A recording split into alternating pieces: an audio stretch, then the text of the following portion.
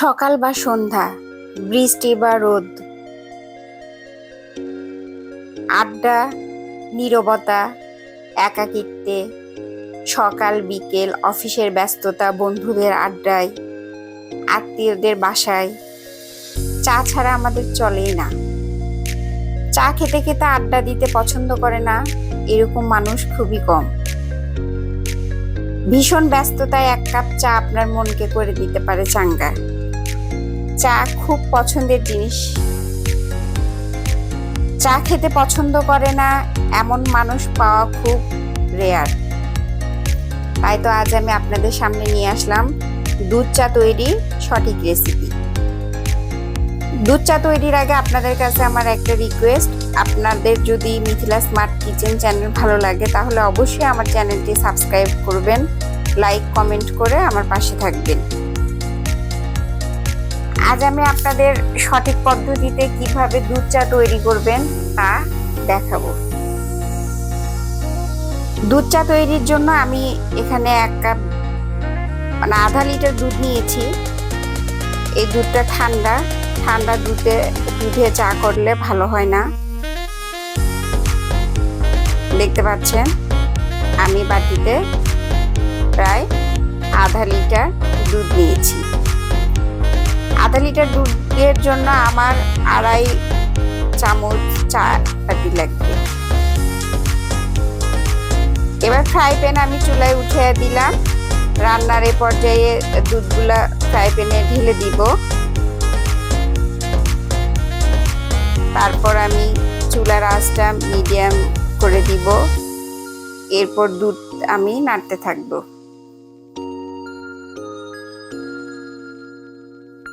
এভাবে প্রায় 10 মিনিটের মতো দুধ আমি জাল করে নিব, যেন দুধটা ঘন হয়ে আসে। দেখতে পাচ্ছেন দুধ আগের চেয়ে ঘন হয়ে গেছে। এখন আমি চা পাতি ঢেলে দিব। আবার নাড়াচাড়া করে নিব। এভাবে 4 থেকে 5 মিনিট নাড়াচাড়া করব। চা আমরা সবাই বানাতে পারি। আমি যেভাবে চা বানাই আমি আপনাদের সাথে এভাবে শেয়ার করলাম। এ পর্যায়ে আমি চিনি দিব। আমার এই চা তৈরির জন্য আমি 3 চামচ চিনি ব্যবহার করেছি। তারপর 4 থেকে 5 মিনিট নাড়াচাড়া করার পর আমি এখানে এলাচ গুঁড়া দিব 1 চিমটি পরিমাণ।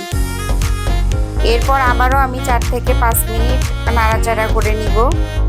দেখতে পাচ্ছেন এ পর্যায়ে আমার চার কালারটা গাঢ় হয়ে আসছে। আরো 2 থেকে 3 মিনিট আমি চুলায় জাল করে নিব। দেখতে পাচ্ছেন আমার প্রায় পারফেক্ট চা রেডি হয়ে গেছে।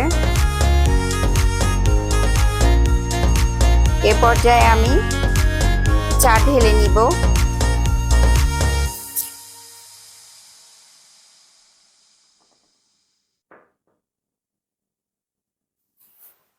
আমি এখন চা আমার সার্ভিং ডিশে ঢেলে নিচ্ছি।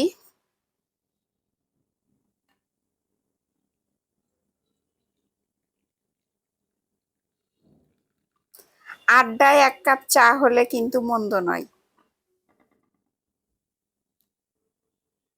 এবার আমি চা কাপে চা ঢেলে নিব।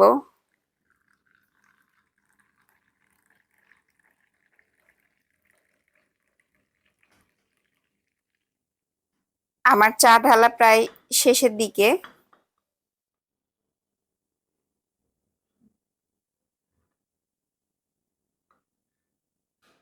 রেডি হয়ে গেল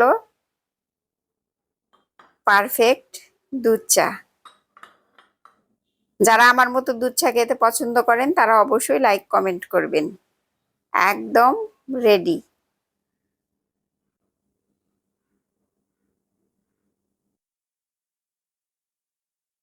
আল্লাহ হাফেজ।